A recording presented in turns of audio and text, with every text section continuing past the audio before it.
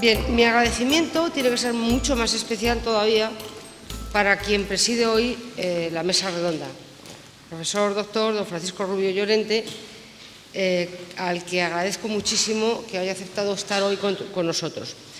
El profesor Rubio Llorente siempre ha estado vinculado a la Universidad de Valladolid, no solamente porque empezó aquí su trayectoria académica, estudió el bachillerato en Valladolid, sino también porque hace poco tiempo, un año aproximadamente, fue investido doctor honoris causa en este mismo Paraninfo. No voy a alargar mucho la presentación, solamente 4 notas sobre su vida profesional y un comentario sobre su actividad investigadora. Fue secretario general del Congreso de los Diputados cuando se debatía la Constitución y como letrado participó muy activamente en los trabajos de la ponencia que elaboró nuestra norma fundamental.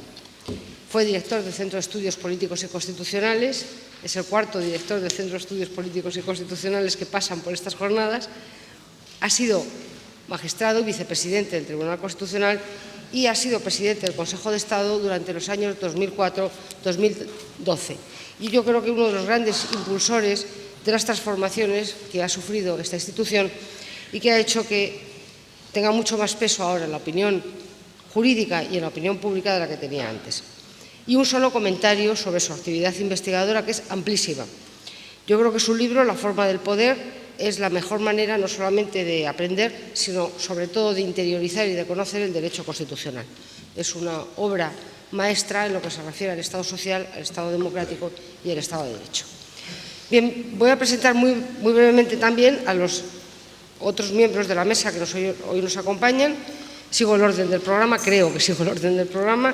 Está con nosotros primero Francisco Balaguer, que es catedrático de Derecho Constitucional de la Universidad de Granada, y yo creo que es uno de los profesores de Derecho Constitucional que tiene más proyección europea. Lo digo por 2 motivos. En primer lugar, por sus estrechas relaciones con otros países de la Unión. Colabora asiduamente con constitucionalistas en Alemania, Italia, Bélgica, Francia y Portugal, y además fuera de la Unión Europea, también en América Latina. Él dirige una revista que yo creo que es especialmente interesante citar hoy en día y aquí, que es la revista de Derecho Constitucional Europeo.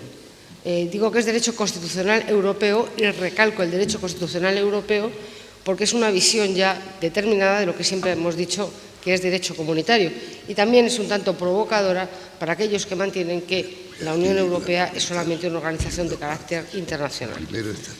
Es autor de más de 150 publicaciones. Su obra más difundida sigue siendo Las fuentes del derecho, que ha sido manual de la disciplina durante mucho tiempo y ha sido ya en varias ocasiones catedrático Jean Monnet. Francisco Camaño es conocido por muchos de nosotros por haber sido ministro de Justicia en la anterior legislatura, pero es conocido también en los ámbitos más especializados porque es un excelente catedrático de Derecho Constitucional desde el año 2002. Yo creo que su libro sobre el mandato parlamentario, publicado en el año 92, ha tenido una gran influencia en la jurisprudencia del Tribunal Constitucional, institución de la que fue además letrado.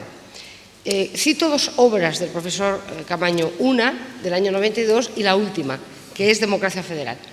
El libro de Democracia Federal yo no he tenido ocasión todavía de leerle, le recibí el otro día, ha sido objeto de una presentación muy interesante en Madrid y yo creo que, por lo que he podido ver del libro, tiene una visión muy novedosa sobre la articulación territorial en España.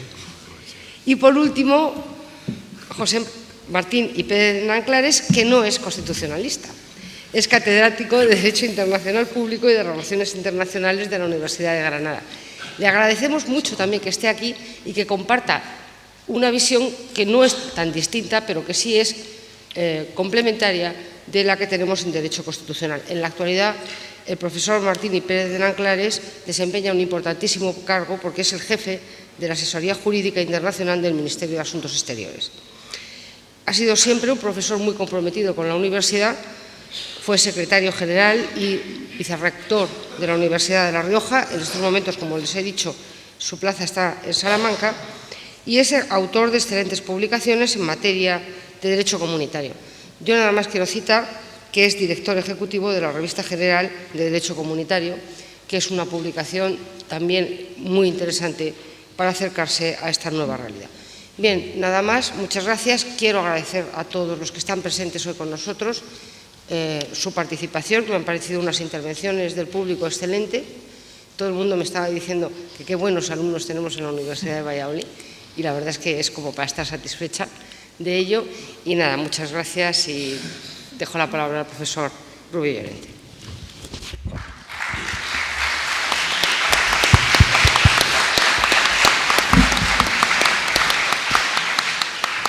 Pues muchas gracias a todos, muchas gracias a la profesora Vilino por su invitación y por sus amables palabras de presentación, exageradas en lo que toca a los elogios. Simplemente ha omitido una condición que es la más importante, quizás porque es bien visible, que es la de que yo soy un dinosaurio, es decir, un ser procedente de otras épocas geológicas. Cuando la señora Irache ha dicho antes que la mayor parte de los presentes habían nacido en democracia, yo me he sentido incluido, porque yo nací en democracia, solo que antes del franquismo. Hago esta advertencia para explicar que mis ideas pueden parecer un poco obsoletas, pero son mis ideas.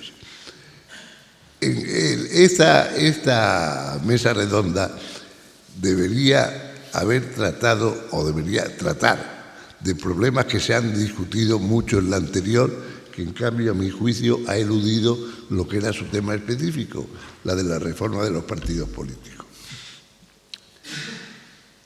¿Qué entiendo yo por parlamento? ¿No? Mi idea de parlamento es una idea clásica y, por supuesto, vieja, aunque a mi juicio sigue viva. Un parlamento es un órgano en donde está presente la totalidad del pueblo que lo ha elegido, de manera que cada miembro de ese Parlamento no representa a sus electores, sino representa a la totalidad del pueblo.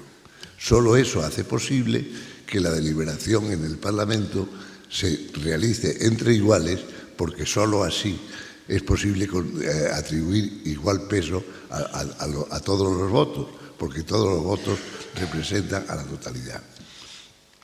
Un parlamento está integrado por personas, no por partidos políticos. Esas personas se presentan en las listas de unos partidos o patrocinadas por unos partidos, pero ellos son los elegidos, no los partidos. Tienen un compromiso con la orientación política del partido que lo ha elegido, pero un partido no es una iglesia. Un partido no es una estructura que tenga una congregación de la doctrina de la fe que imponga una interpretación única de esa orientación política general que el partido representa. Y en consecuencia, la disciplina de partido no puede ser justificada por la lealtad de los representantes a sus electores, sino por las necesidades del partido de actuar como una empresa a la conquista del poder. No es aberrante que haya disciplina del partido, pero no exageremos su fundamentación ni su extensión. Y por último, los miembros del Parlamento son representantes del pueblo, no delegados de sus electores, ni portavoces de sus electores. Los representantes del pueblo tienen que tener libertad para resolver conforme a conciencia sobre los asuntos que se les presentan.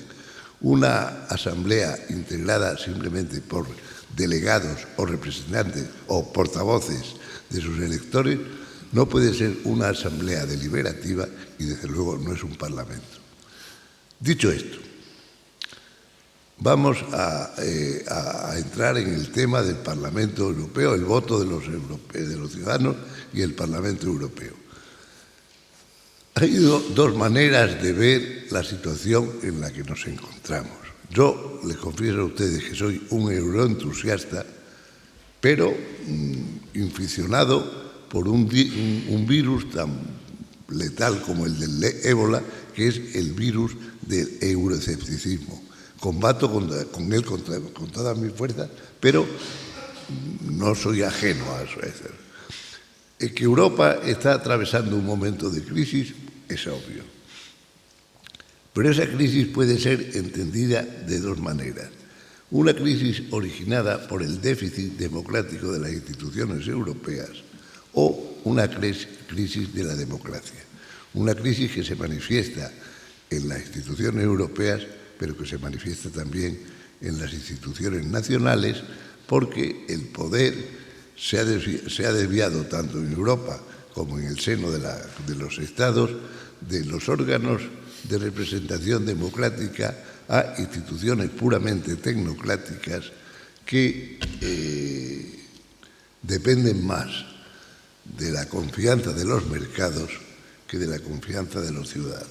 Esa es, a mi juicio, la situación en la que nos encontramos. Para hacer posible que los miembros de esta mesa, que son todos personas de mucho conocimiento, de una enorme capacidad de reflexión y de muy buen sentido común, habíamos pensado articular el debate en torno a 5 preguntas que voy a dividir en 2 grupos.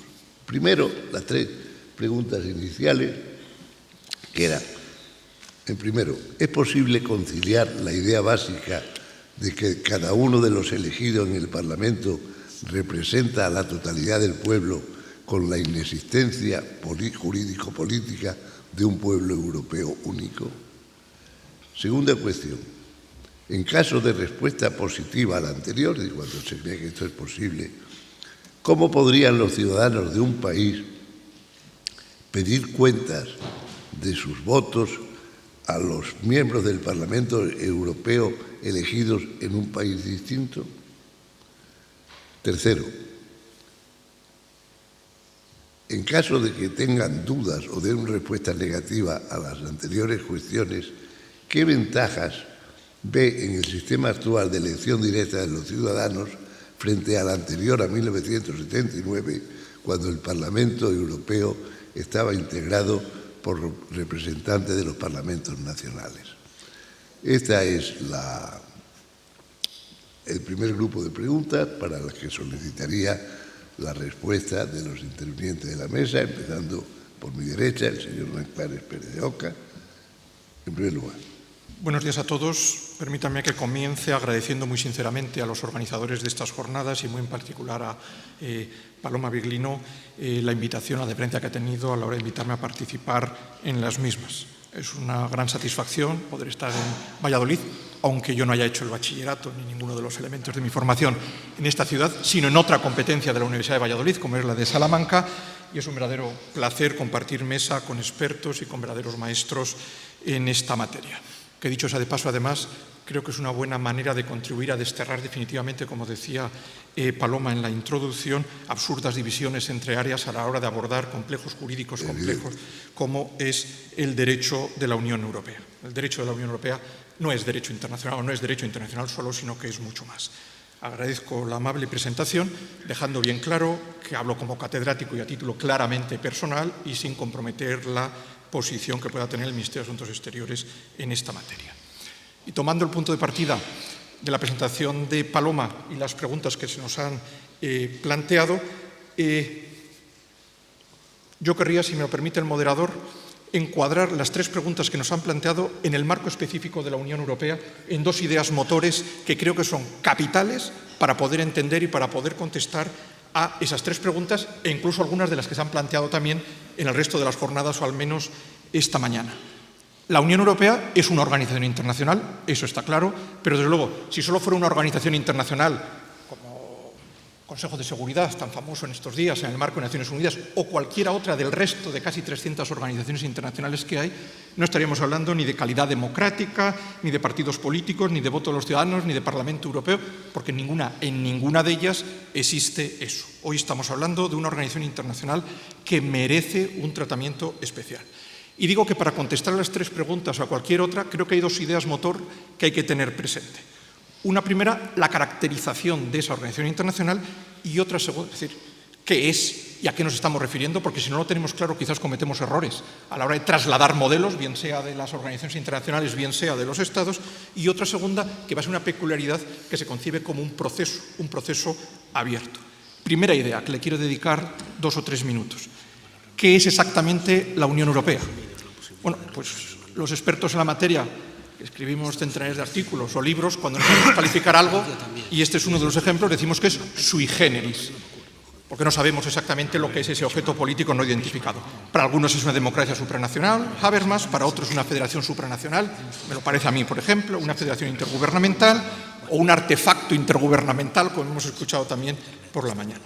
Lo que está claro es que es un elemento diferente a las organizaciones internacionales y también diferente a los Estados, y por tanto no se pueden trasladar modelos, y lo utilizaré sobre todo en la primera de las preguntas, de ellos. Por la forma, es evidente que estamos en el derecho internacional. Es una organización internacional, fundamentada en un tratado internacional, donde la subjetividad internacional de los Estados permanece, donde los Estados, sin necesidad de recurrir a la jurisprudencia del Tribunal Constitucional alemán, es evidente que son los Herren der Verträge, son los dueños y señores de los tratados en un sentido jurídico, y la reforma se hace como se hace en la reforma de todos los tratados internacionales, aunque nos gustaría al Parlamento Europeo y también a los expertos que quizás fuera de otra manera.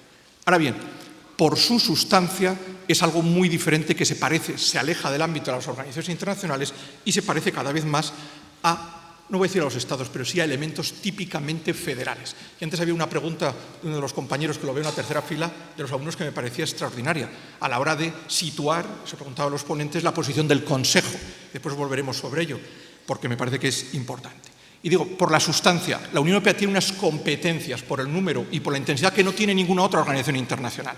Por el número, moneda, espacio de libertad, seguridad y justicia, política exterior, política comercial, competencia exclusiva para negociar el Tratado de Libre Comercio con Estados Unidos.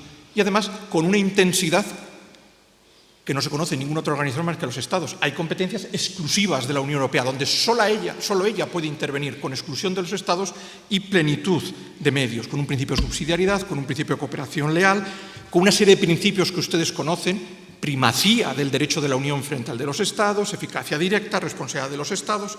¿Y a dónde iba? A las instituciones, que es donde nos queremos situar. El esquema institucional que tiene la Unión Europea es un esquema de clara inspiración federal y sin parangón en ningún otro sitio. Hay un ejecutivo compartido.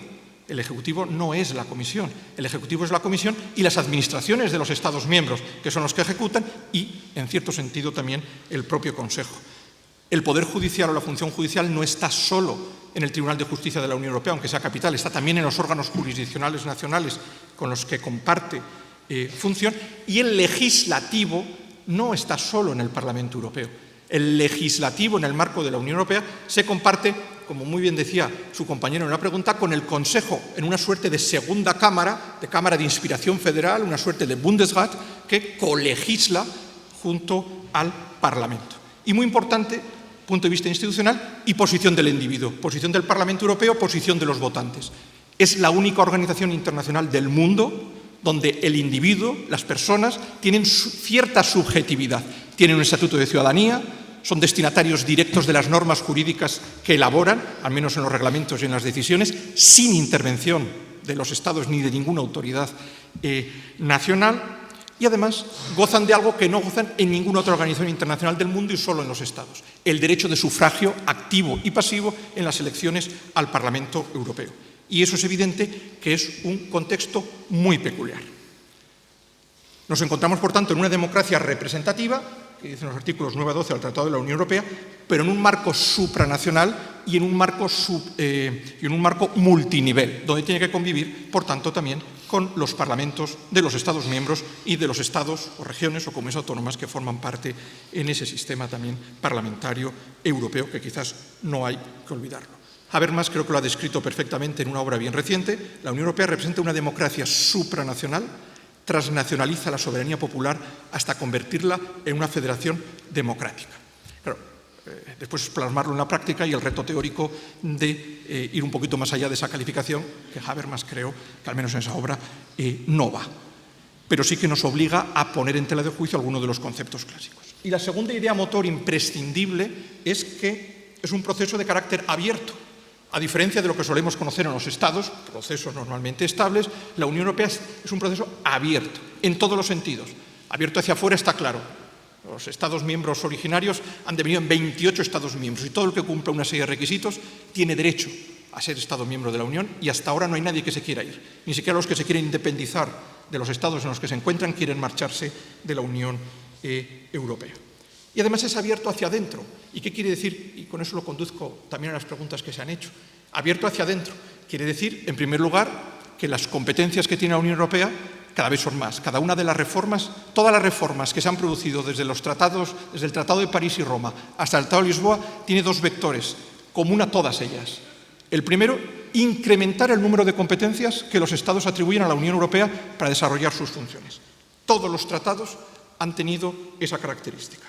Y otra segunda, todos los tratados, o al menos desde el Acta de Elección por Sufragio Universal Directo del Parlamento Europeo 76 para hacerlo en el 79, Acta Única Europea, y tratado hasta llegar al Tratado de Lisboa, ha tenido otro segundo vector, que es el perfeccionamiento institucional.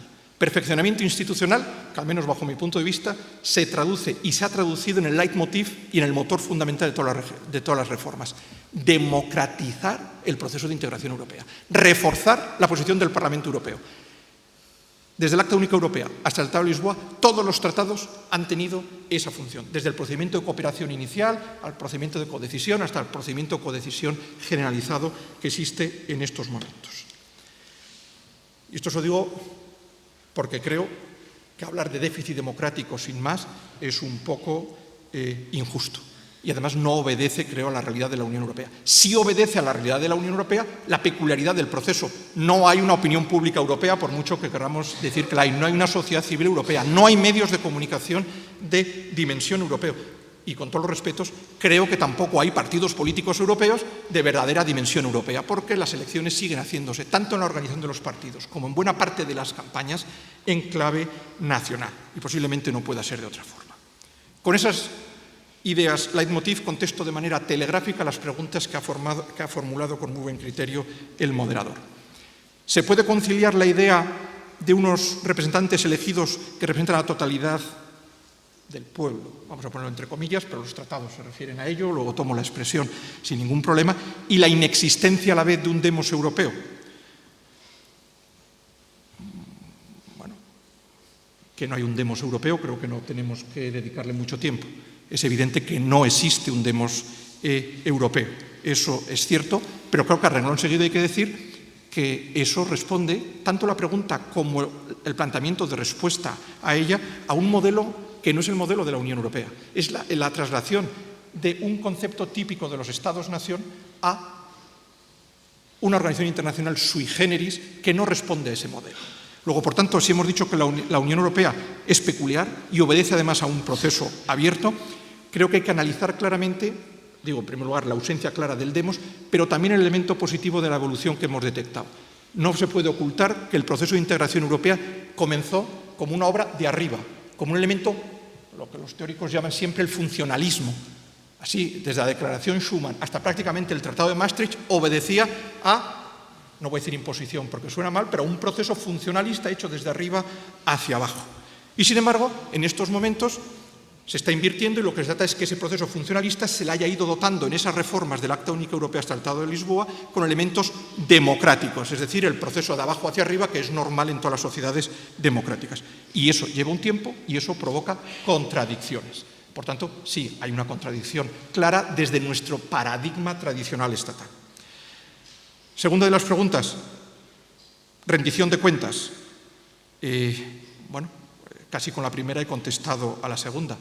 Segunda que además estaba en la quinta que también se nos ha planteado. No hay directamente un modelo de rendición de cuentas, pero sí hay un modelo indirecto a través de los partidos políticos europeos, a través de los medios difusos de esa incipiente opinión pública europea que se está creando.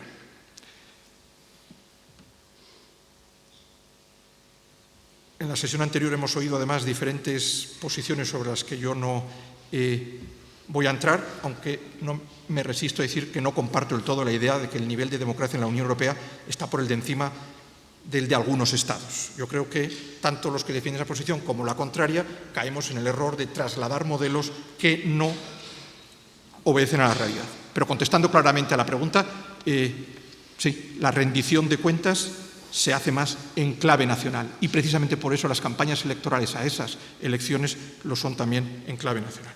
Y tercera pregunta, ventajas del sistema actual, que ya empieza a ser clásico, muchos de ustedes no habían nacido cuando se crea ese sistema, el Acta del 76, hasta entonces eran representaciones de los parlamentos nacionales los que se enviaban, que ya era bastante, muy pocas organizaciones internacionales tienen una asamblea parlamentaria, esas características, la tiene el Consejo de Europa, alguna otra, pero normal en todas las organizaciones internacionales la representación de los Estados, y solo de los Estados.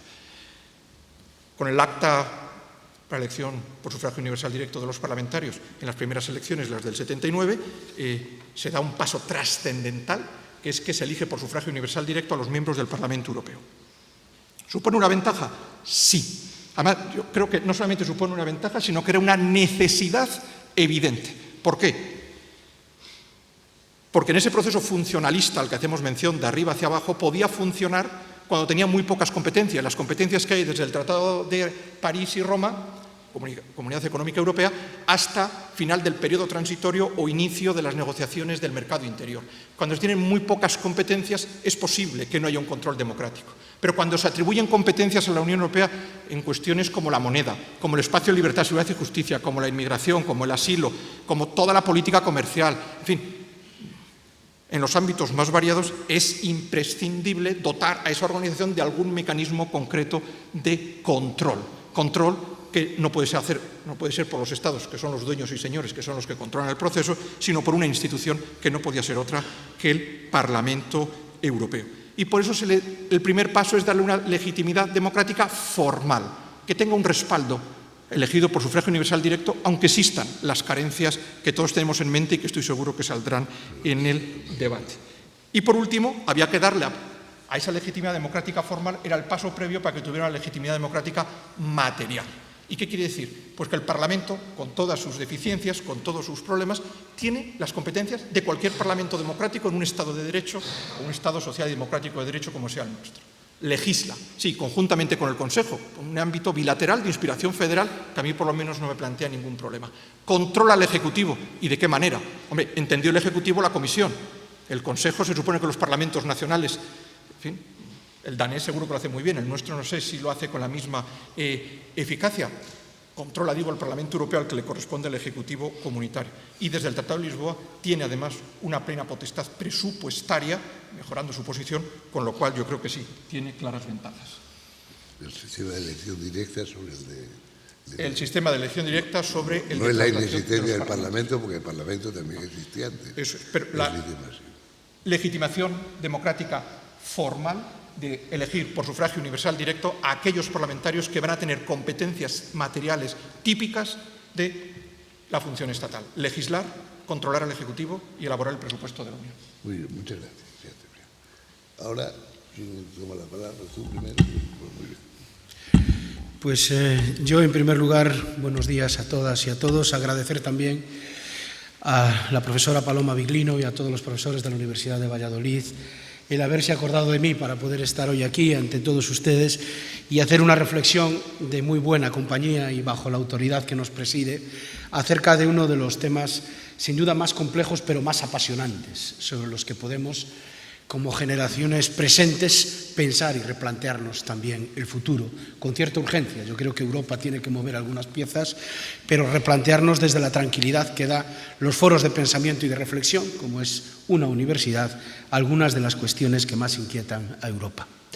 Se hizo aquí un planteamiento doble y a mí, porque soy del noroeste, casi del Finisterre y por tanto casi fuera de Europa, pues voy a intentar llevar un poco, si se me permite, la contraria.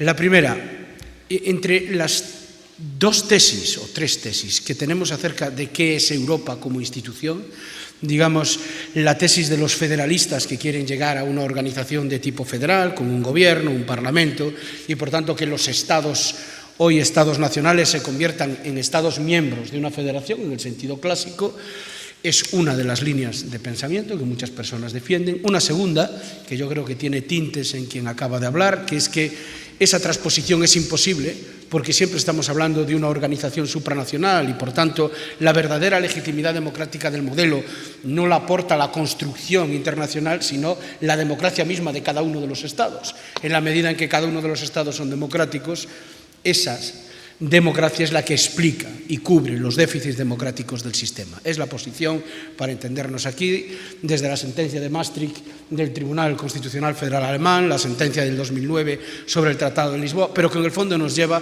a la vieja sentencia de Eurocontrol de la competencia sobre la competencia, que es el principio tradicional sobre el que argumenta y estructura toda esta concepción. Y existe una tercera, probablemente más minoritaria, pero no menos interesante, en mi opinión, que es la que ve esto como una experiencia continua, como una caja de pruebas y de innovaciones, y veremos hacia dónde vamos y hacia dónde corregimos lo que vamos. A mí me gusta particularmente eso, no me da miedo, me gusta que Europa vaya experimentando caminos propios, mezclando y construyendo, y que vaya probando elementos que proceden, digamos, de la teoría del derecho internacional y de sus organizaciones, con elementos que provienen de la concepción tradicional del Estado, y veremos cómo conjugamos eso. ¿Por qué? Porque yo creo que las democracias de hoy ya no son tampoco las democracias tradicionales de los Estados, incluso dentro de nosotros mismos. Una de las preguntas que se nos hace, ¿cómo se puede remover a un comisario europeo o a un diputado europeo? Pues probablemente si hace mal un Twitter, se equivoca haciendo un Twitter, tendrá más posibilidades en la sociedad de hoy de que sea removido que no a través de alguna institución de remoción expresa que coloquemos dentro del reglamento de la Cámara. Por lo tanto, los procesos de cambio son tales que las reflexiones también son diferenciadas. Y esto me lleva a la segunda pieza, no discrepante, pero sí una suerte de coda, a la definición que el profesor Francisco Rubio Llorente nos hacía del Parlamento, que es impecable. El problema es si alguna vez ese modelo de Parlamento ha existido. Yo tengo dudas de que haya existido desde que tenemos democracia generalizada, por tanto democracia de masas, desde la mitad de los años 50 en Europa, desde el periodo de entreguerras, si alguien quiere adelantarlo más, no más atrás, un Parlamento que responda a la idea de una asamblea donde hombres buenos se sientan, después de haber sido elegidos, deliberan y de esa deliberación llevan acuerdos que reflejan el interés general de la comunidad. Yo creo que esto, que es un ideal, un prototipo, realmente nunca se ha dado. Siempre se ha elegido por conflictos de intereses sociales y por prevalencia de organizaciones. Estas organizaciones han gestionado conflictos de intereses y la regla de la mayoría ha permitido, donde los consensos no fueran posibles, resolver las tensiones. Y que el ejercicio de competencia en esos recambios es lo que explica la democracia en su sentido profundo. En consecuencia, siempre han existido. Los diputados hoy no hablan para convencer al diputado que tiene sentado enfrente, sino que habla para sus electores que lo han elegido, para que ellos escuchen y reafirmar sus posiciones de voto en el interior de los Estados nacionales, por supuesto, y también hacia afuera en el Parlamento Europeo. No es para convencer, sino para vencer en los resultados electorales posteriores, que es algo muy distinto. Y ese juego del Parlamento y esa competencia del Parlamento es fundamental. No es ni mejor ni peor. Parece que obtener el consenso es una especie de dogma de fe necesario y que el interés general es algo que se descubre. No, el interés general se crea, y se crea por competencia de intereses complejos. Y esos procesos de competencia llevan a la existencia inevitable de partidos, de sindicatos, de lobbies, y cuantos más puedan hablar, de ahí la importancia de la transparencia, para que todos tengamos la misma información y las mismas posibilidades, probablemente mejor. Por tanto, los representantes representan muchas cosas, y si le tenemos que preguntar, yo lo he vivido en mi experiencia política, ¿no? Un diputado de Valladolid del Partido Socialista o de otro partido siempre estará defendiendo el programa de partido hasta que tenga que votar un día si pasa o no el AVE por Valladolid. Ese día tiene un problema profundo, por tanto sí tiene que ver con sus electores, sí tiene que ver con su entorno territorial, por mucho que intentemos combinarlo. Tiene una posición hoy políticamente muy compleja, con muchos perfiles, donde tiene la variante territorial, la variante ideológica, la variante de comunicación. Y los parlamentos son más que nada escenarios, foros, es decir, son cámaras de escenificación, en el sentido que también tiene originariamente la palabra representar. Escenificamos, amplificamos conflictos ante la sociedad para que la sociedad sea consciente de lo que se está haciendo y discutiendo. Si admitimos esa función, la pregunta es hacia ¿qué modelo de estos tres o qué experiencias estamos viviendo ahora en Europa? Y también yo estoy un poco infectado por ese virus del europesimismo al que se hacía referencia en este momento. En primer lugar, yo creo que del modelo federal, la primera gran pregunta que tenemos que hacernos para responder a las que se nos hacen es si vamos a admitir una federación europea democrática, por supuesto, en nuestro esquema institucional, pero como si fuese una federación homogénea. A mí eso me parece imposible. Es decir, si cuando pensamos en modelos federales, pensamos en sociedades homogéneas como Alemania, los Estados Unidos o Austria, nos vamos a equivocar, porque evidentemente no estamos hablando de un sujeto homogéneo, si por eso hablamos de pueblo. Sin embargo, sí es posible la democracia, es decir, establecer elementos democráticos combinándolos con la existencia de una diversidad de pueblos. Y aquí Europa nos presenta algunas soluciones, algunos avances, pequeños hasta ahora, pero yo creo que está abriendo, experimentando ese nuevo camino. Probablemente sea la única institución hoy que lo está haciendo a escala global, ¿no? Intentando combinar ambos aspectos. Pero, en mi opinión, se encuentra con uno, y me voy a centrar exclusivamente en él, que a mí me parece importantísimo, y es lo que algunos autores llaman la jaula de grillos. Claro, uno no puede empezar a tener un parlamento que sea aceptado por la ciudadanía con potencia, más allá del ejercicio que sus miembros puedan hacer, de los cambios institucionales que se han hecho, que alguna eficacia mediática sí tienen y tienen un efecto sobre los ciudadanos, si no tenemos un sistema mínimamente electoral, mínimamente uniforme. Hoy tenemos un sistema francamente complicado para elegir a nuestros parlamentarios. En Italia no pueden votar hasta tener 25 años de edad, en otros países la gran mayoría, la media es 18. Las fórmulas electorales que tenemos para elegir a nuestros eurodiputados, bueno, las tengo por aquí anotadas porque son múltiples, ¿no? Hay los que tenemos la fórmula DON, como España, Portugal, Reino Unido, la Hareney-Meyer, que la utiliza Bélgica, Chipre, la Laguet, que la utiliza Alemania, Letonia y Suecia, la DROP, el voto único transferible, que lo utiliza Irlanda. Por tanto, cada país o bloques pequeños de países utilizan fórmulas de elección distintas. No hay un sistema proporcional en general para elegir a los diputados europeos, hay una mezcla de sistemas. Pero no solamente eso, las listas, hay modalidades de listas abiertas, hay países que tienen listas cerradas, hay países que admiten el voto de preferencia y de transferencia. Por tanto, nuevamente tenemos otro universo bastante disperso a la hora de saber cómo elegimos a nuestros representantes. Lo mismo ocurre en la forma de cubrir vacantes. En algunos países, como en España, va el siguiente de la lista, pero en otros va el sustituto del eurodiputado, como es el caso de la República Federal Alemana, y en otros hay elecciones parciales, by election, como hay en el Reino Unido. Por tanto, tampoco ahí sabemos muy bien cómo establecer los mecanismos sustitutorios de nuestros representantes en ese Parlamento. Y el tema quizá, o los dos temas quizás más importantes, la circunscripción, donde tenemos un poco de todo. Hay circunscripciones que coinciden con el Estado, como España, pero hay circunscripciones o estados que tienen regionalizadas internamente sus circunscripciones, lo cual es otro problema, porque la proporcionalidad, aunque la pretendamos, en la fórmula no la destruimos por vía de la división de circunscripciones. No hay una representatividad mínimamente homogénea en los sistemas de representación y por no tenemos ni las mismas fechas. Como los británicos tienen la tradición de elegir hacerlas siempre en jueves y la gran parte del resto de los Estados miembros las hacemos en domingo, resulta que siempre conocemos primero el resultado de los euroescépticos, más euroescépticos de la Unión, que son las elecciones en el Reino Unido. Por tanto, nueva dificultad también. No tenemos ni la capacidad de celebrar juntos los resultados de unas elecciones europeas porque están más o menos en una media de 4 días escalonadas a lo largo de los diversos países de Europa. Claro, es muy difícil hablar de cómo revocar, que es una de las preguntas que se nos hace, o de qué sistema de representación es el más adecuado cuando nuestro sistema electoral es tan dispar. Esto viene así desde los orígenes de la Unión, que se ha intentado antes de haber Parlamento Europeo, cuando había la Asamblea, exclusivamente regulada en los tratados internacionales. En Maastricht se intenta. Con el tratado se establece expresamente la obligación de establecer un sistema electoral uniforme.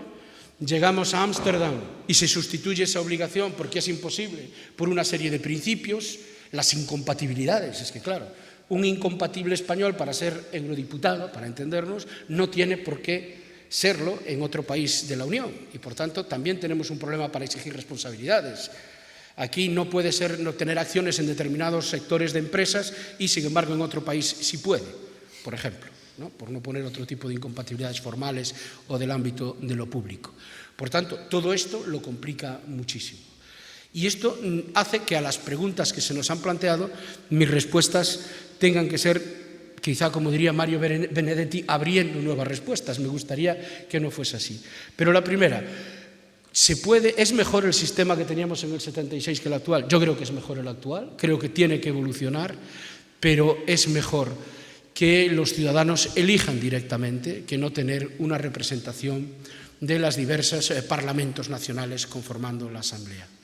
Y creo además que esa innovación va a dar lugar a otras innovaciones, o espero, a otras experiencias, y que nos lleve a la posibilidad de construir ese escenario de democracia. Por supuesto, no hay un pueblo europeo, yo creo que no lo va a haber nunca en esta construcción. Yo creo que esa democracia va a ser una democracia de pueblos, de foros, de diálogo, de formas de comunicación distintas, que no tienen necesariamente que trasladar la lógica tradicional de la democracia en los Estados miembros. Y, en tercer lugar, en cuanto a si es posible exigir responsabilidades, insisto, yo creo que los mecanismos tradicionales no nos van a servir de mucho porque el sistema electoral no es uniforme, por tanto, los tipos de responsabilidades desde los sistemas electorales dependen más de los Estados miembros, de cada uno de ellos, de sus incompatibilidades sobrevenidas, de muchos incidentes en política interior, también de cada uno de los Estados, que de una política europea común, pero no podemos descartar que esos foros, si se intensifican con los medios de comunicaciones actuales, lleven a formas de revocación o de control por parte de una ciudadanía plural de Europa, para entendernos, tan eficiente como algunos mecanismos que tienen hoy los Estados, los que cuenten con ellos para poder revocar mandatos de sus miembros, que tampoco existen en prácticamente ningún lugar. Es decir, hoy no se puede revocar tampoco dentro de los Estados nacionales el mandato que tiene o que se le ha otorgado a un diputado, incluso siendo un diputado nacional. Por tanto, los inconvenientes también se plantean en el doble nivel o en la doble escala. La apuesta, pues, y termino mi intervención, ya sé que solo sugiriendo dudas más que otras cuestiones, yo soy de los que creo que la experiencia europea tiene que seguir siendo una experiencia, tiene que seguir experimentando, no tiene que tener miedo a la experiencia, no encajonarse, en mi opinión, ni en una obsesión por cómo funcionan los organismos internacionales, ni tampoco una democracia prototipa dentro de un Estado miembro, y que de ese mestizaje, de esa especie de mezcla institucional y de experiencia, probablemente encontremos algunas soluciones que nos permitan avanzar. Muchas gracias y nada más. Muchas gracias. Profesor Balaguer. Bien, muchas gracias a Paloma Viglino por la invitación para estar de nuevo aquí a hablar en este caso, de temas europeos que son objeto especial de nuestra preocupación y de nuestro interés. Yo sigo siendo muy europeísta, no excesivamente pesimista, nada euroescéptico, aunque creo que todas las opiniones en aras del pluralismo deben ser bienvenidas en Europa, incluso las opiniones de los euroescépticos, que sin duda nos marcan a veces también caminos, vías para seguir o vías para excluir, ¿no?, para descartar. Yo voy a intentar resolver las dudas, no resolver, porque evidentemente eso es imposible, pero aportar mi interpretación de las dudas que planteaba el profesor Robillo Llorente, de las paradojas que él señala, y marcar de alguna manera las posibles, si no soluciones, porque soluciones no hay seguramente a los problemas, no son problemas que nosotros vayamos a solucionar, pero sí al menos ver cuáles son las deficiencias del proceso de integración europea hasta ahora, a la luz de estas paradojas que él señala. Porque realmente las preguntas creo que tienen una carga de profundidad considerable cuando se conectan las unas con las otras, sobre todo cuando se conectan las tres primeras. La última de ellas, por ejemplo, respondiendo, todos estamos de acuerdo, creo que todos hemos estado absolutamente de acuerdo en la idea de que evidentemente el sistema actual es mejor que el sistema anterior. El sistema anterior es un sistema que privilegiaba obviamente los intereses nacionales sobre Europa, y por tanto hay que pensar que un sistema que da una nueva legitimidad, como habías dicho tú, una legitimidad directa, democrática al Parlamento, es positivo, y en ese sentido es un avance considerable, un camino que debe seguirse y que debe profundizarse en la historia, porque es el camino hacia la democracia pluralista, lógicamente. Ahora bien, la paradoja está en que, si he entendido bien la pregunta, en que si realmente el contenido o la función que se está desarrollando por el Parlamento no cambia mucho a pesar de esa legitimidad y no cambia por lo que se deduce de las otras dos preguntas, porque no hay realmente una forma de acción de cuentas, de responsabilidad política efectiva ante un sujeto inexistente todavía o aparentemente inexistente. Y por tanto la situación no cambia sustancialmente en cuanto a las funciones que se desarrollan y la posibilidad de desarrollar esas funciones, pues realmente nos encontramos con que el marco de referencia no nos señala un avance tan sustantivo. Y ese es uno de los problemas que tenemos para visualizar también la respuesta a las otras dos preguntas. Es decir, evidentemente, si en el Parlamento se siguen defendiendo los intereses nacionales y en general en Europa se defienden sobre todo los intereses nacionales sobre los intereses europeos, por definirlo de alguna manera, porque ahí es donde está el punto de conexión, ¿no? Realmente no se trata tanto de si existe un pueblo europeo, me parece, ¿no? como referencia actualmente, o si ante la inexistencia de ese pueblo europeo la responsabilidad se sustancia en el contexto nacional. Se trata sobre todo de ver cuáles son los intereses que se defienden, cuáles son los valores, cuando estamos hablando de representantes europeos, de parlamentarios europeos, si son realmente parlamentarios europeos o si son parlamentarios nacionales en Europa, que es una cosa muy diferente, ¿no?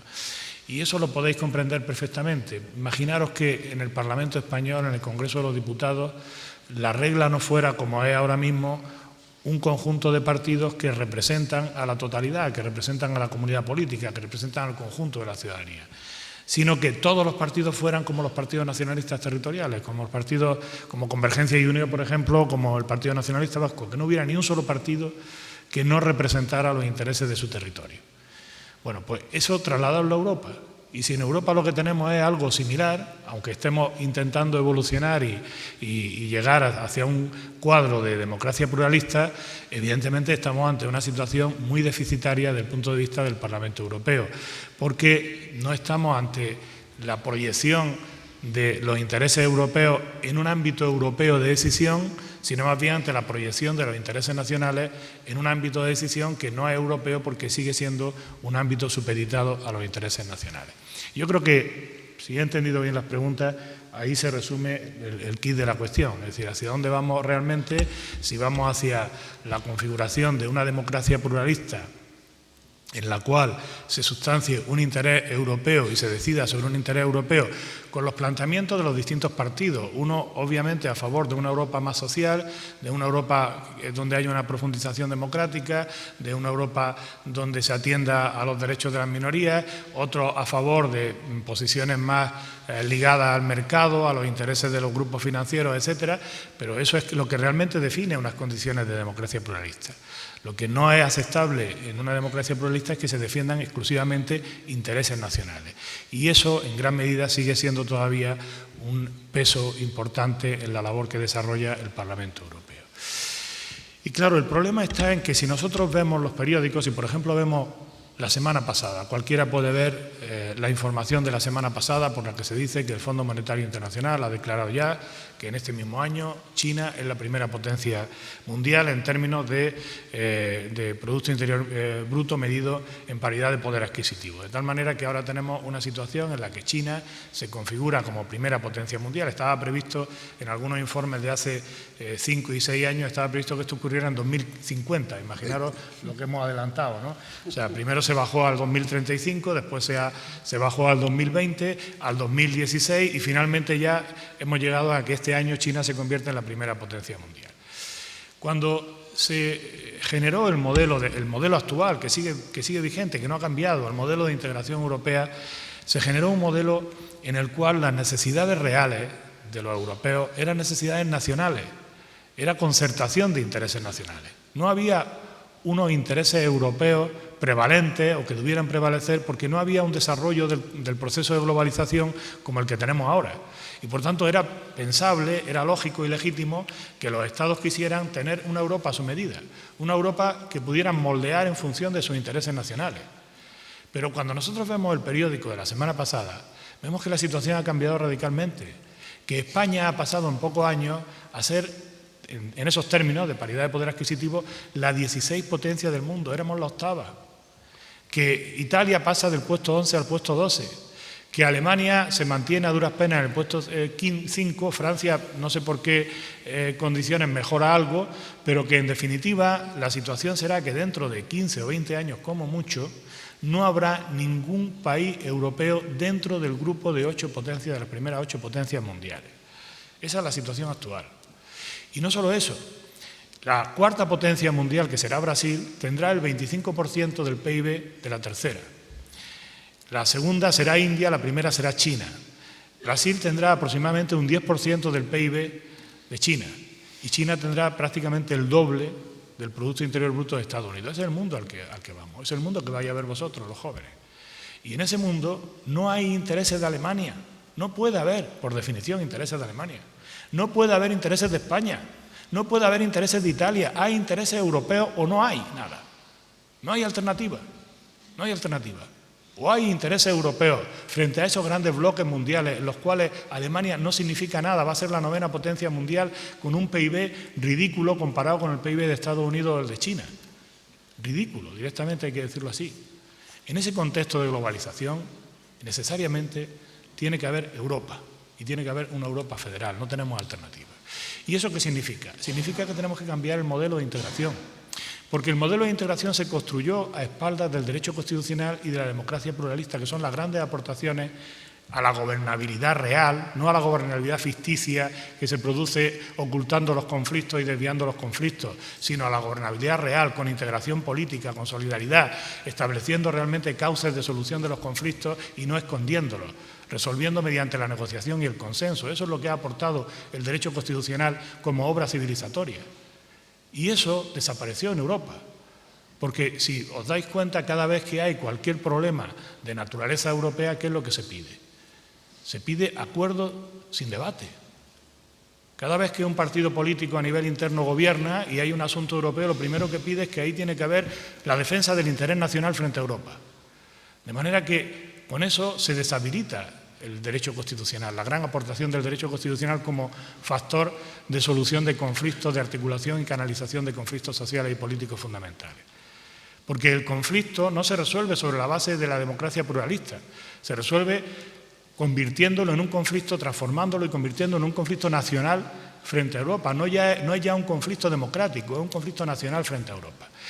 Y, por supuesto, tampoco se resuelve de manera democrática en Europa, porque en Europa se resuelve a partir de los intereses nacionales, no a partir del debate basado en la matriz de una democracia pluralista donde existe diversidad de opiniones, planteamientos distintos, alternancia en el poder y posibilidad de configurar los intereses europeos como se configuran los intereses nacionales, sobre la base de unas elecciones democráticas donde hay programas, esos programas se defienden y esos programas se realizan con alternancia en el poder si la mayoría cambia en los siguientes procesos electorales.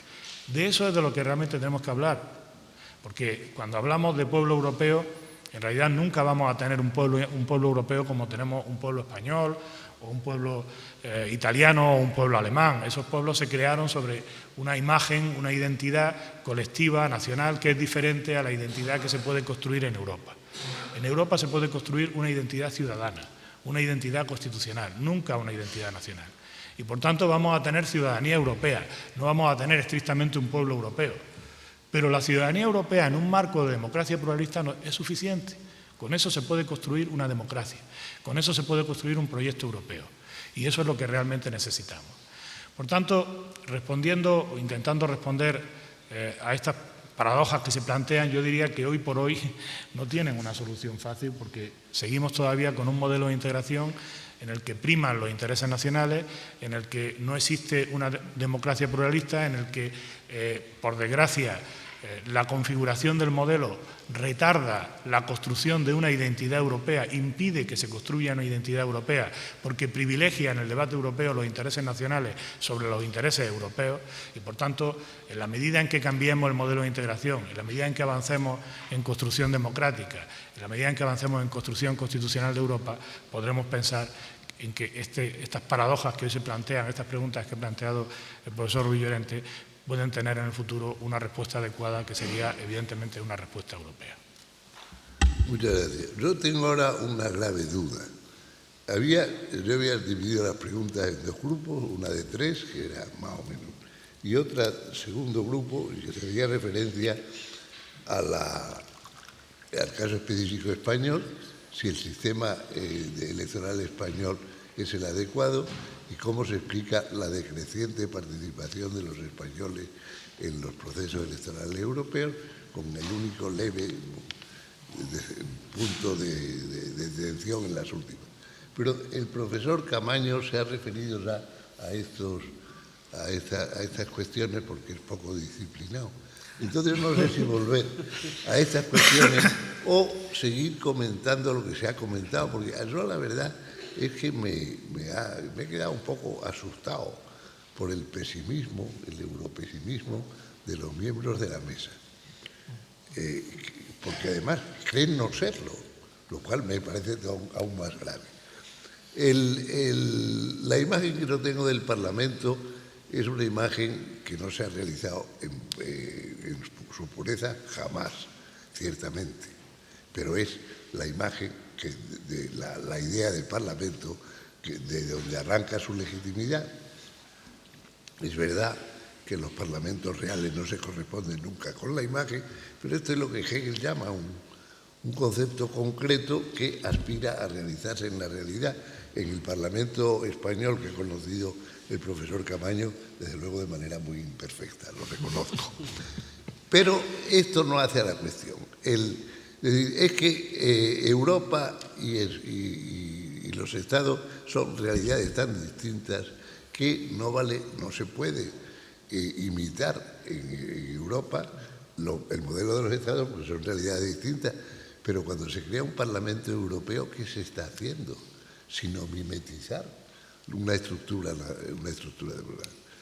Es decir, crear un órgano que representa a un pueblo. Pero después resulta que es que no representa a un pueblo, porque ese pueblo no existe. Representa a un conjunto de ciudadanos. Bueno, un conjunto de ciudadanos es un pueblo. No será una nación en sentido étnico, no será. Pero lo malo es que los pueblos europeos no tienen conciencia europea. No existen intereses alemanes. Hombre, pues si no existen los intereses alemanes, el Bundestag está equivocado una vez tras otra porque afirma los intereses alemanes y defiende los intereses alemanes, no frente a China o frente a la India o frente a Brasil, defiende los intereses alemanes frente a Grecia o frente a Italia o frente en general a los PIG. Porque Europa es un experimento permanente, pero es un experimento permanente que en los momentos actuales presenta unos síntomas muy graves. Hay claramente una renacionalización de las políticas europeas. Las decisiones del Bundestag alemán y especialmente del Bundesverfassungsgericht, del Tribunal Constitucional alemán, son decisiones que anteponen los intereses alemanes frente al resto de los... Que se está produciendo una escisión en Europa entre países ricos y países pobres, países acreedores y países deudores, es una obviedad que nadie puede negar. Que Europa ha avanzado, la Constitución Europea ha avanzado continuamente. Bueno, pues quizás sí, pero quizás no. En los momentos iniciales, en 1956, todas las constituciones europeas, todas, ofrecían una base explícita para el proceso de integración.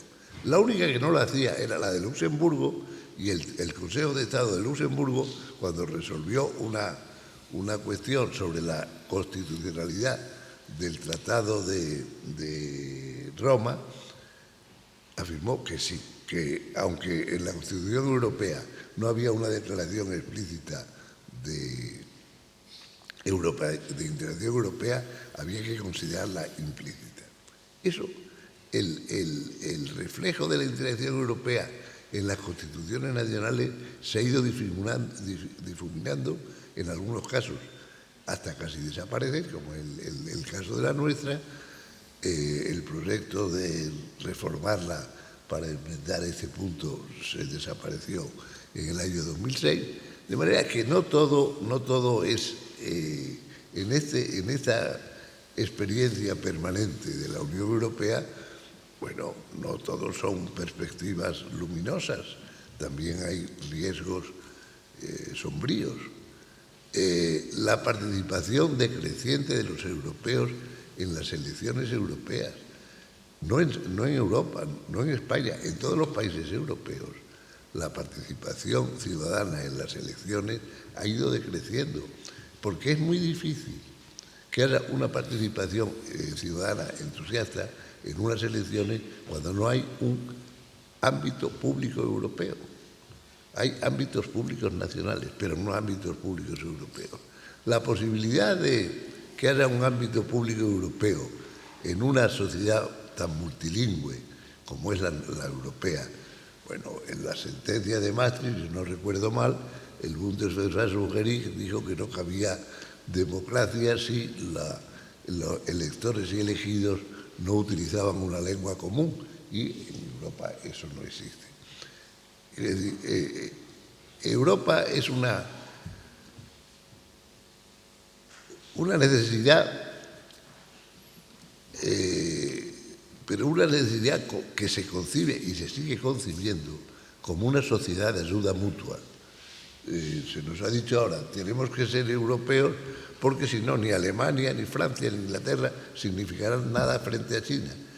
Necesitamos ayudarnos mutuamente para existir, pero una sociedad de ayudas mutuas no es la creación de una unidad política, sigue siendo una sociedad de ayudas mutuas. Entonces, esta es la situación en la que nos encontramos. Yo creo que es indispensable seguir luchando por Europa, pero creo también que es indispensable tratar de construir Europa sobre una base distinta a la de la conveniencia, a la del poderío económico, a la de la conveniencia, que hay que luchar por una Europa que mantenga unos ideales, que mantenga la bandera de unos ideales que no son comunes al resto del mundo. ¿Cuáles son esos ideales?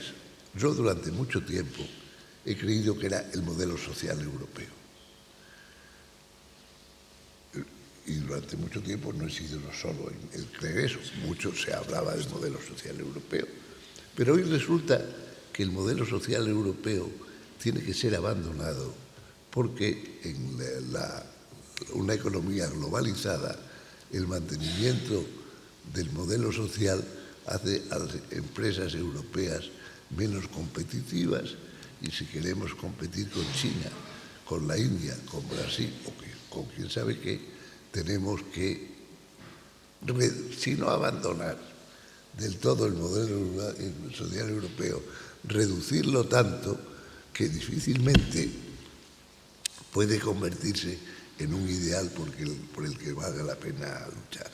Se ha dicho que, pues bueno, que evidentemente esto es así, que el keynesianismo fue la enfermedad infantil del europeísmo, que ya hemos pasado de esa época y que nos tenemos que convencer de que las cosas no son así y de que tenemos que aceptar la tesis de Hayek, que expuso en un brillante artículo publicado por azar en septiembre de 1939, según la cual el federalismo internacional no puede ser nunca más que estrictamente liberal, porque es imposible.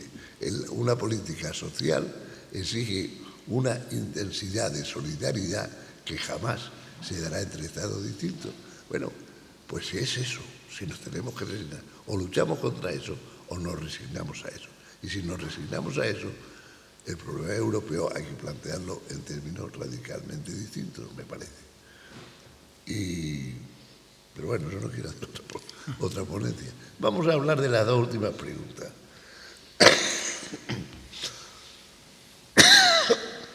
Primero, en el caso europeo concreto, la adecuación del sistema electoral español para las elecciones del Parlamento Europeo, una pregunta que está formulada teniendo en cuenta no solo las necesidades del Parlamento Europeo, sino, como es obvio, también las necesidades españolas.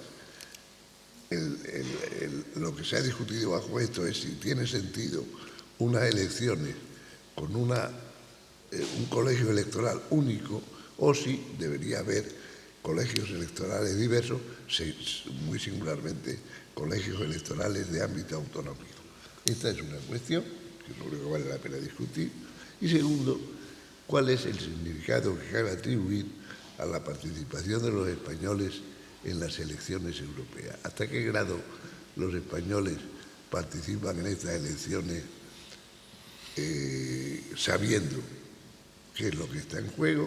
No las vanas palabras de que los poderes del Parlamento Europeo son cada vez mayores, porque es verdad que son cada vez mayores, pero también es verdad que el Parlamento Europeo se ha visto, del Parlamento se han sustraído pues decisiones muy importantes, la del Pacto de Estabilidad y Crecimiento, la del control de los presupuestos nacionales, etcétera, etcétera. El incremento del poder legislativo no significa necesariamente que haya habido un incremento del Parlamento Europeo. Pero bien, de nuevo, sobre las dos últimas preguntas. Muy bien, muchas gracias, profesor Rubio, de manera además ya muy concisa. La primera pregunta sobre el sistema electoral español, la segunda sobre la participación decreciente en España en las elecciones al Parlamento Europeo. Sobre el sistema electoral español hablaré poco, no me voy a meter en terreno ajeno, habiendo además expertos en la materia. Todos, sí. Y no entraré en elementos políticos de valoración, pero sí diré dos cosas. Uno, primero, que bajo mi punto de vista personal me parece manifiestamente mejorable. Me parece manifiestamente mejorable en el sentido que indicaba el profesor Rubio al final de su intervención, no tanto desde el punto de vista de la Unión Europea, donde es indiferente cómo es la circunscripción electoral en cada uno de los 28 Estados miembros, sino probablemente desde el punto de vista nacional, español, la peculiaridad de nuestro Estado autonómico, federal o como lo queramos denominar. Yo creo que es discutible, al menos la existencia de una circunscripción única, y probablemente no sea la mejor forma de organizar la representación, aunque los tratados ya no hablen de los pueblos de la Unión, los diferentes ciudadanos. Yo creo que es mejorable.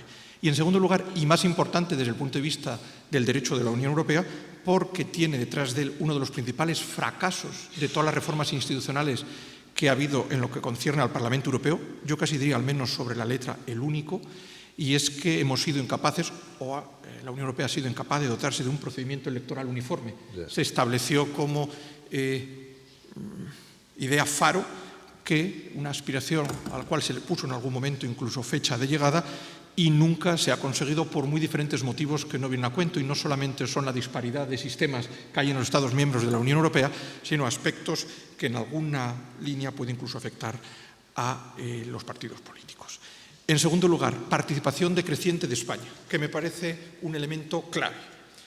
Participación decreciente en las elecciones al Parlamento Europeo. Bueno, podríamos echar balones fuera y decir, hombre, en la anterior mesa ha salido. Hombre, no es solo un problema de España, a decir verdad, el 43,81% de participación española, si lo comparamos con el 13,05% de Eslovaquia o el 23,83% de Polonia o 7 estados que tengo aquí en la lista, pues podemos decir que estamos relativamente bien. Tampoco echamos balones fuera si lo comparamos con elecciones en otras democracias asentadas del mundo, donde la participación en ocasiones pues es bastante semejante al Parlamento Europeo o incluso por debajo. Creo que eso no es consuelo para nadie, el decir que no estamos tan mal, el decir que no solo es un problema de España. Yo creo que detrás de esto, porque además es lo único que ha habido común a todas las elecciones del Parlamento Europeo desde el 79 hasta hoy, en prácticamente todos los estados, es que en cada elección ha disminuido la participación. El 61,99 del 79 en todas ha ido disminuyendo sin excepción hasta llegar al 42,54 en esta Unión Europea de 28 miembros. ¿Qué es lo que hay detrás y cuál es el problema fundamental más allá de los fríos números? Porque creo que el problema no es que la participación se haya quedado en el 42%, sino que el problema verdadero, y también ha salido en la ponencia anterior, es la desafección ciudadana con el proceso de integración europea y con los valores de ese proceso de integración. Y creo que tenemos que tener bien claro que con todos los peros y conques que queramos poner, sin respaldo de la ciudadanía no hay futuro cierto para el proyecto de la Unión Europea. Sin respaldo de los ciudadanos no hay Unión Europea. ¿Y por qué los ciudadanos no respaldan a la Unión Europea? Yo decía que habíamos tenido una visión negativa, yo tengo una visión muy optimista y muy positiva de la Unión Europea, aunque tengamos un elemento agridulce para explicar este desencanto o este desafecto ciudadano. No podemos olvidar el elemento dulce de la Unión. No podemos olvidar que la Unión ha sido un éxito histórico sin paliativos. No podemos olvidar la consolidación de la paz en el continente europeo sobre las cenizas de sucesivas guerras mundiales, su contribución al desarrollo, su seña de identidad que coincido plenamente. Si se preguntaba a los ciudadanos hace 30 años o hace 40 años cuál era la seña de identidad de la Unión Europea, era su contribución al desarrollo y al estado de bienestar, un modelo social propio que no estaba en ninguna otra, o prácticamente ninguna otra parte del mundo. Y eso es algo habrá también cuando nadie se quiere ir. Ahora bien, hay desafecto por parte de los ciudadanos. ¿Y por qué hay desafecto por parte de los ciudadanos? Pues igual todos tenemos que hacer un poquito de autocrítica. En primer lugar, esto de que lo bueno es mío y lo malo de la Unión Europea. Lo bueno cuando el rector de la Universidad X inaugura un edificio financiado hasta el 75% en algunas de las regiones de la Unión Europea por dinero de la Unión Europea y es mérito suyo, y el alcalde inaugura el puente e igualmente alguna comunidad autónoma tiene una financiación del torno al 70-75%, si no más, en el fondo, o el presidente de la comunidad autónoma inaugura la obra de que se trata, o el presidente del gobierno hace lo propio en cualquier ámbito, siempre se rentabiliza. Lo visualizo en ese ejemplo concreto, pero lo podríamos visualizar en otros muchos, y siempre que hay algo malo proviene de la Unión Europea, cuando en muchas ocasiones eso que proviene de la Unión Europea como elemento negativo son los propios gobiernos de los Estados los que en ocasiones, al margen de las instituciones de la Unión, como sea el segundo elemento que cite, lo han decidido. Eso es un elemento que tiene que ser mejorado y eso es un elemento que tienen que hacer los partidos políticos, pero también nosotros como opinión pública y ciudadanía, exigiéndolo a nuestros representantes. Y quizás el primer elemento empieza con jornadas como estas, con conocimiento real de cómo funciona la Unión Europea. Pero hay otros elementos que creo que tampoco se pueden perder de vista. En primer lugar, la crisis económica y financiera es evidente, a nadie se le escapa que ha tenido unas consecuencias negativas, pero no solo por la crisis en sí misma, que es evidente, sino por la reacción de la Unión Europea frente a esa crisis. Porque quizás no solamente hay un modelo y con independencia, no entraré en valoraciones políticas, la reacción de la Unión en un ámbito que afecta a los ciudadanos, como es la Unión Económica y Monetaria, como es la política económica, como es el control de los presupuestos de los Estados en materia presupuestaria, pues es precisamente un ámbito que se ha sacado fuera del control del Parlamento Europeo y en algunas ocasiones fuera del control del resto de las instituciones. El Tratado de Estabilidad, de Coordinación y de Gobernanza es el mejor elemento. El Tribunal de Justicia queda fuera, la Comisión queda parcialmente fuera y el Parlamento no existe en ese ámbito. Eso no lo ha hecho la Unión Europea, eso lo hemos hecho los Estados, con consecuencia negativa para la Unión Europea. Ojo, no digo que esté mal, quizás era necesario para afrontar la crisis, quizás no se podían reformar los tratados cuando había que tomar medidas rápidas, pero eso produce desafección. Y produce también desafección la deriva intergubernamental que probablemente existe en algunos ámbitos de la Unión Europea. En primer lugar, en los Estados. Se ha hablado de sentencias del Tribunal Constitucional alemán, que técnicamente pues, es al que más podemos admirar, pero algunas de ellas tienen consecuencias muy serias para el proceso de integración, o del propio Bundestag, a la hora de establecer condiciones a la atribución de algunas competencias a la Unión Europea, o a ese mecanismo al que hemos hecho mención de regular determinados aspectos extramuros de los tratados constitutivos. Ahora bien, terminando donde empezaba, creo que no se puede acusar a la Unión Europea de todos los males que nos aquejan, ni en la reacción frente a la crisis, porque ha sido la reacción conjunta de todos los Estados, ni respecto a su funcionamiento. Yo escuchaba, y a veces me duele un poco escuchar las tremendas críticas que recibe la Comisión, y seguro que las merece en muchos ámbitos. Pero, por ejemplo, acusar a la Unión Europea de falta de transparencia, yo no pondré ejemplos comparándolo con algunos Estados, pero hombre, la Unión Europea en algunos ámbitos ha llegado a un nivel de transparencia que no tiene comparación en buena parte de los 28 Estados miembros que componen la Unión. Y eso, esa autocrítica, creo que también es importante. Y la reivindicación, por último, de un cierto modelo, la vuelta a un cierto modelo social europeo es clásico.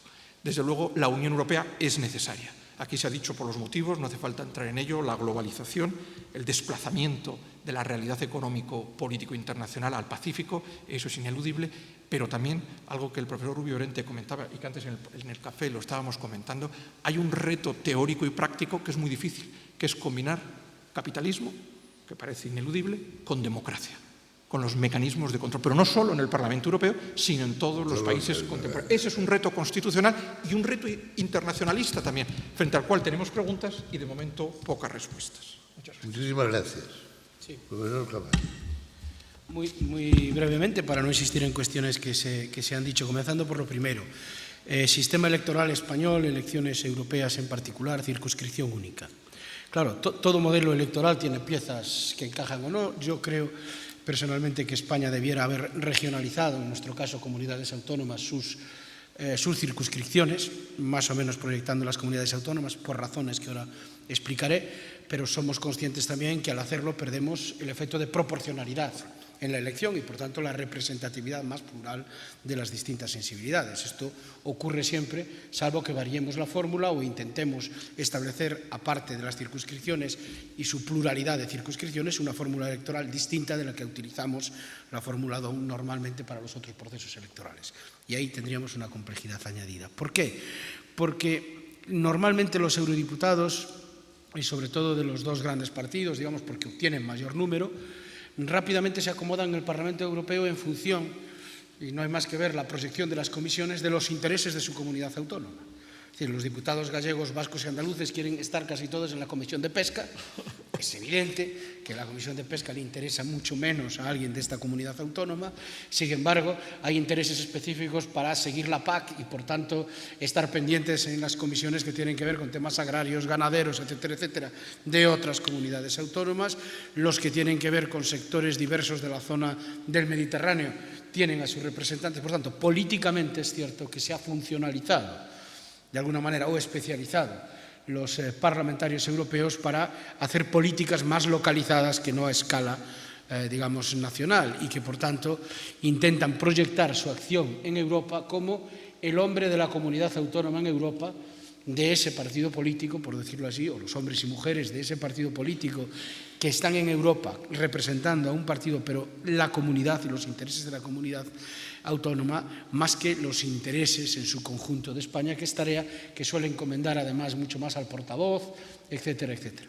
En consecuencia, a la vista de esa aplicación funcional, parece coherente ese establecimiento, esa subdivisión, como ha hecho otros muchos países a efectos de las elecciones europeas. Insisto, el problema está en cómo operaría la fórmula DON aplicada sobre esa división de circunscripciones y probablemente habría que hacer algunos números y reajustar la fórmula electoral o diferenciarla para el caso del Parlamento Europeo. La segunda pregunta.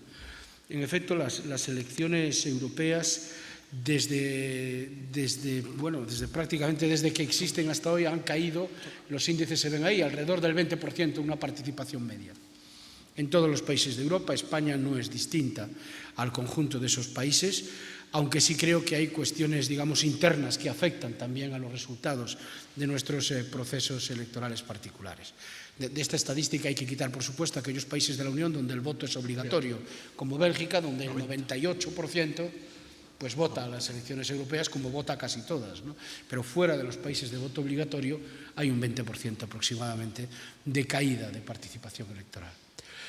Digo que hay motivos y cuestiones internas también, lo cual pone de manifiesto nuevamente el predominio de intereses nacionales, incluso en los procesos políticos de selección y designación de candidatos para órganos supranacionales, y el ejemplo quizá lo tengamos en las últimas elecciones al Parlamento Europeo, si mal no recuerdo, ascendimos medio punto prácticamente porcentual sobre las anteriores, es decir, no perdimos más, subimos un poco, pero dentro de esa escasa subida resulta que un 10% de la misma es imputable a Cataluña, lo cual fácilmente todos podemos saber por qué en Cataluña de repente hay un ánimo de votar a Europa que supone un incremento del 10% sobre su conducta habitual. Es un problema que tiene más que ver con un debate interno, con una cuestión interna de decirle a Europa, nosotros queremos estar con vosotros y os queremos, en un proceso de la consulta catalana interna, dando un mensaje político que ha explicado una parte de esa subida. La otra también fue la aparición de nuevos actores políticos, sin duda, por primera vez en ese panorama electoral, que recogen sensibilidades que probablemente los partidos tradicionales no habían proyectado y que forman parte de la crítica al modo de hacer, digamos, de los partidos, ¿no? Y eso ha dado también un impulso que se explica en términos de crisis económica, deslegitimación de algunas fuerzas políticas tradicionales en España o crítica social muy fuerte que ha animado a sectores que no iban a votar, para entendernos, a incorporarse a un proceso de votación.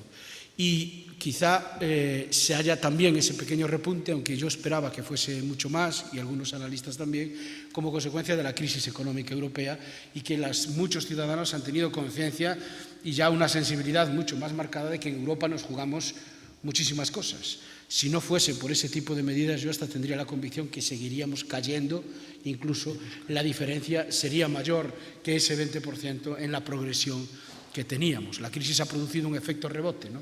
En Europa se decide, cuidado, vamos a tomárnoslo un poquito más en serio y vamos a estar representados y vamos a intentar cambiar o reajustar o controlar las políticas europeas porque nos afectan muy directamente a nuestros puestos de trabajo, a nuestras decisiones económicas de primera mano. Muchas gracias. Yo sobre la primera cuestión, sobre el tema del sistema electoral... Te voy a pedirte que no te alargues mucho porque no tenemos coloquio. 5 minutos. Sobre la primera cuestión, pues brevísimo. Soy partidario de la circunscripción nacional, por tanto ya he terminado, no hay más que decir. Sobre la segunda, creo que hay varios factores que muy brevemente, telegráficamente, creo que se pueden exponer. En primer lugar, digamos que hay un problema de cultura política. La cultura política de nuestro país, a pesar de los procesos de centralización que hemos tenido y de integración en Europa, es una cultura política centrada en el ámbito nacional, centrada en el gobierno nacional, en la exigencia de responsabilidad a nivel nacional, y eso implica también que, como consecuencia no solo de esta vertiente cultural, sino incluso de las propias condiciones estructurales de base, la vertiente nacional es aquella donde caben más posibilidades de definir un espacio público de democracia pluralista con exigencia de responsabilidad, porque hay medios de comunicación más potentes, porque los debates se centran sobre todo en el ámbito nacional, porque hay una mayor posibilidad de exigencia de responsabilidad política, tanto respecto del nivel autonómico como respecto del nivel europeo. Eso provoca también una cierta inercia, y es que en general la ciudadanía cree que los problemas se siguen resolviendo por el Estado, por el gobierno del Estado, por el gobierno de la nación, y por tanto tienden a concentrar el interés político, a veces equivocadamente, tú lo mencionas en tu libro al final, con la referencia a la delimitación de competencias, a veces equivocadamente pensando que es competencia estatal algunas materias que ya no son ni siquiera competencia estatal, pero siguen pensando en el Estado como referente de la acción política, y por tanto eso provoca, creo yo, una debilidad en los otros procesos electorales, específicamente en los procesos ante Europa. Y la segunda cuestión, ya también muy telegráficamente, el modelo de integración es un modelo de integración que no favorece la exigencia de responsabilidad, porque se ha construido a espaldas del derecho constitucional. Y esto supone que, como no hay un espacio público consolidado en Europa para exigir responsabilidad política, no se exige allí porque no existe ese espacio público, no se exige en el espacio nacional porque aquí se pide, como ya he dicho antes, una defensa de los intereses nacionales frente a Europa, y eso provoca, al mismo tiempo, en primer lugar, que la ciudadanía no piense que realmente tiene capacidad de decisión en Europa. Piensan que Europa está algo lejos de nosotros y que las decisiones en Europa se toman por los Estados y nuestro voto no es dirimente en Europa, y por tanto eso retrae el voto. Y en segundo lugar, las polémicas o el debate público se suele centrar en problemas nacionales, porque en realidad lo que interesa por este modelo, creo yo, equivocado de integración, o por lo menos ya caduco de integración, que debería ser sustituido por un modelo federal, lo que provoca es que se debata o se discuta sobre los problemas nacionales en Europa, pero no sobre los problemas europeos.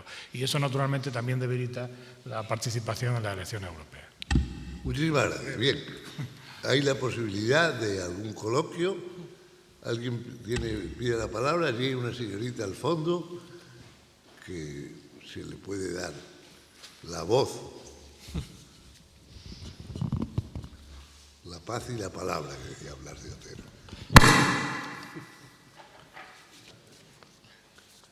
Allí al fondo a la izquierda.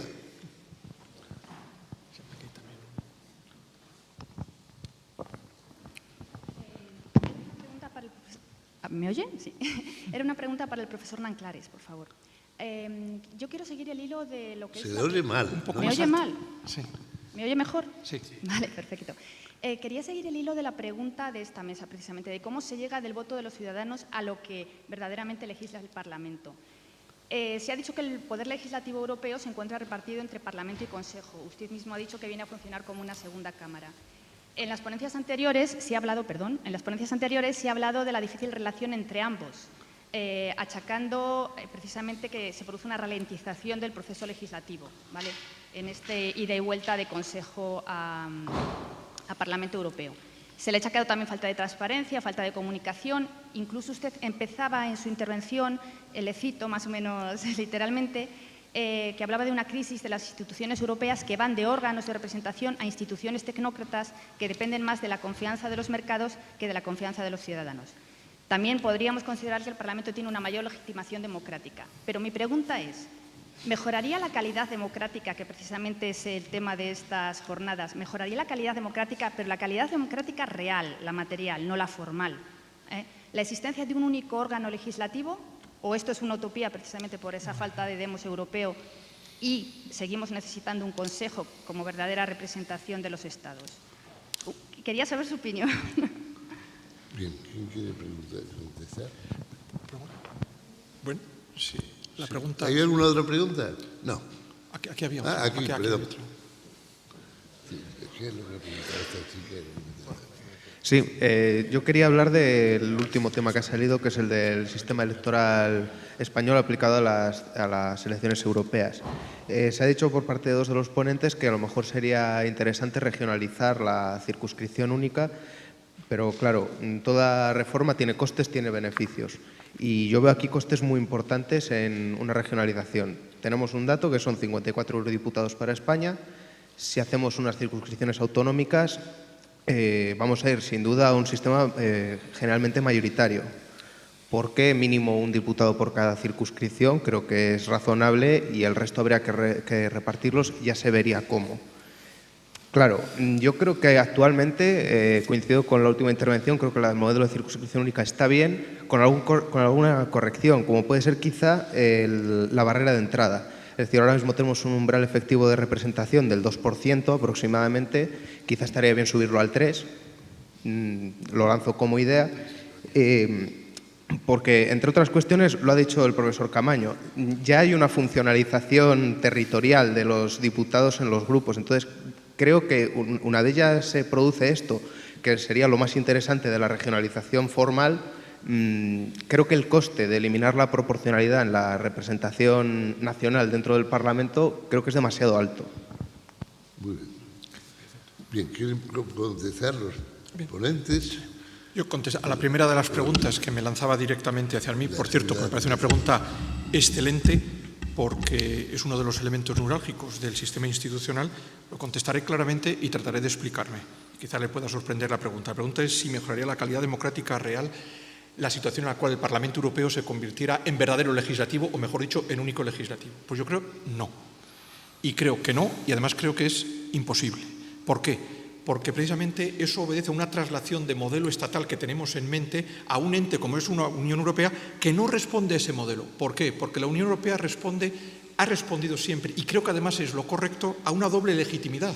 La legitimidad de los Estados, que es la legitimidad intergubernamental, que se ve representada en el Consejo Europeo, como quieran denominar las diferentes instituciones, y tiene su papel, y otra la legitimidad democrática, que es la que tiene el Parlamento. Y eso es un elemento típico federal. La legitimidad de los Länder en el Bundesrat, la legitimidad del pueblo alemán, si queremos simplificar, en el Bundestag o Senado, en fin, en Estados Unidos también muy semejante. Y la Unión Europea además es que es compleja. La Unión Europea responde a un equilibrio de poderes y de intereses que creo que es necesario mantenerlo. El interés comunitario, por una parte, representado en la Comisión y en el Tribunal de Justicia, que creo que eso siempre lo olvidamos en su relación con el Parlamento Europeo, que me parece muy importante, el interés nacional, que también tiene que estar en el Consejo Europeo y en un montón de mecanismos atípicos en torno a ellos, y el elemento democrático que se aglutina en el Parlamento Europeo y, ojo, también en los parlamentos nacionales, que controlan a sus gobiernos o deben controlar a sus gobiernos cuando acuden al Consejo, y haya mecanismos de colaboración entre ambos parlamentos, empezando por el del control de la subsidiariedad, que no lo hemos citado ni lo hemos tratado, por lo menos en esta mañana, y que creo que dan un juego equilibrado tanto de intereses como de legitimidades y, por tanto, también de reparto de poderes y funciones en la Unión Europea, que es más compleja que los Estados. Por tanto, bajo mi punto de vista, no. Y la segunda pregunta la dejo para el resto de compañeros. Sí. Muy brevemente también. Claro, si existiese un sistema electoral común, las preguntas serían otras, ¿no? Habría una administración electoral común, aunque la ejecutase cada uno de los Estados miembros, pero una administración electoral común. Hoy en España convalidan las elecciones, en España es la Junta Electoral Central, pero en otros países es su Parlamento, en otros tribunales que asumen funciones de tribunal electoral a estos efectos, por tanto tampoco hay siquiera un órgano de convalidación o de validación común de los procesos. Eso sería lo ideal.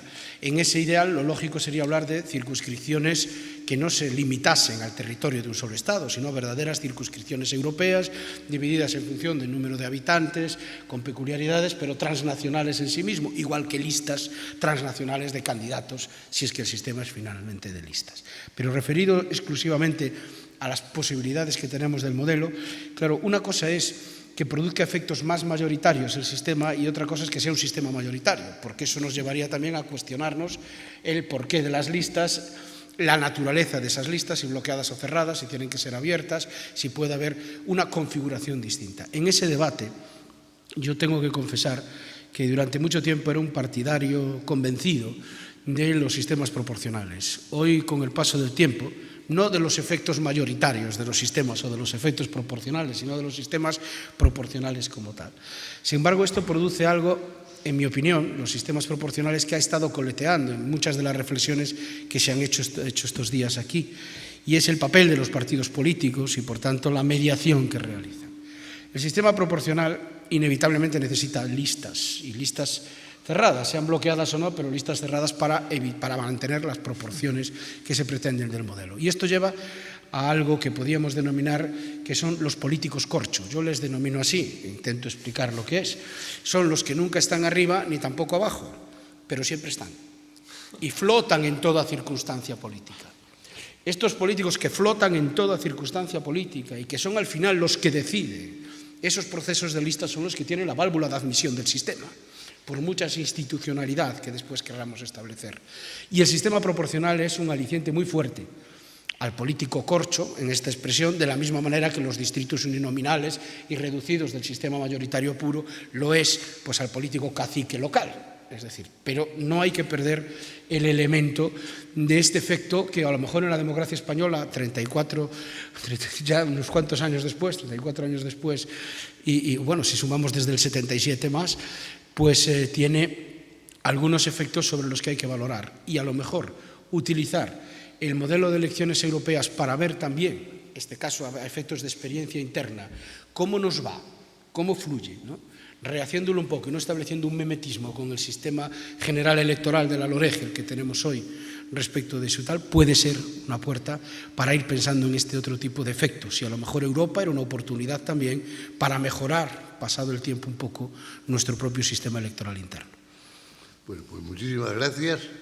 Y si no hay más preguntas, si la directora, organizadora, presidenta y jefe supremo me lo permite, levanto la sesión, reiterando mi agradecimiento, en primer lugar, a los miembros de la mesa y, en segundo lugar, a todos los participantes que siguen presentes a pesar de lo tardío de la hora. Muchas gracias.